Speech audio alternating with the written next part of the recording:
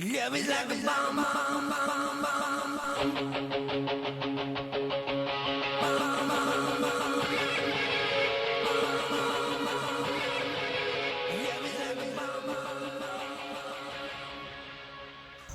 Hey guys, Kevin O'Brien here.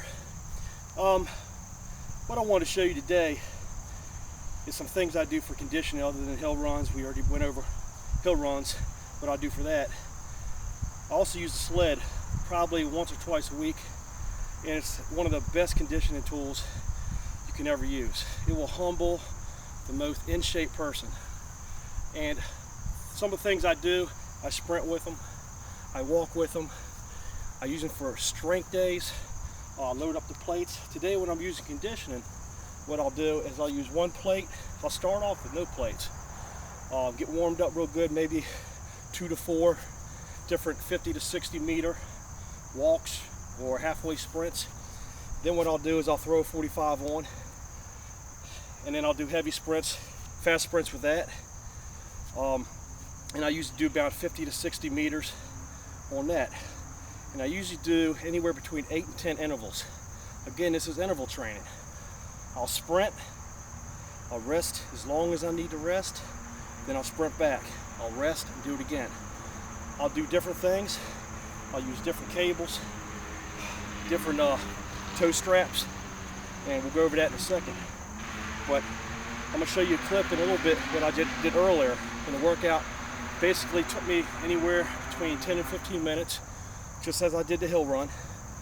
And like I said, it will humble you. It is an outstanding workout for strength, endurance, conditioning.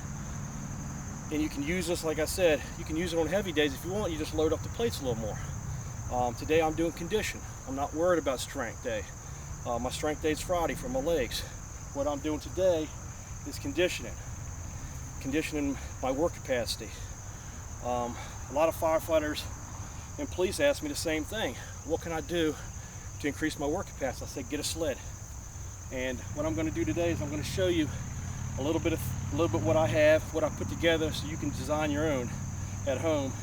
And as you see, I do this on grass most of the time. Very few times I use concrete or parking lot. I enjoy the grass. I do recommend getting bug spray because they will eat you up, especially when I do this in the morning and you got the dew still on the ground. It makes it a little harder to pull, but I enjoy it. It's a lot harder than doing it on the parking lot. That's why I have to reduce the plates a lot. So anyway, let's cut this for a second. I'll show you my clips, then I'll come back and I'll show you what I put together here.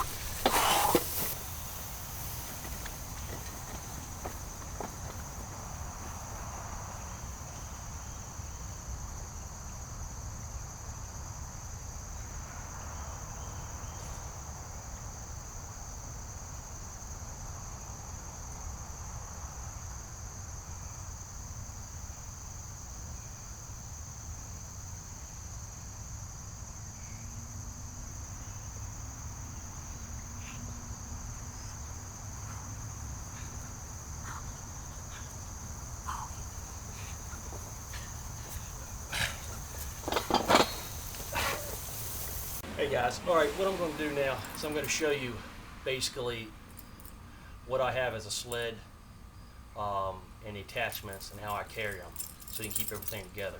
So let's get a look at what I carry and what I use. Okay, here's my sled, one of them. Like I said, I carry 5 steel sleds, and I also have 4 to 5 tire sleds that I made up. So basically it's a heavy gauge steel with a loading pin that screws into the base.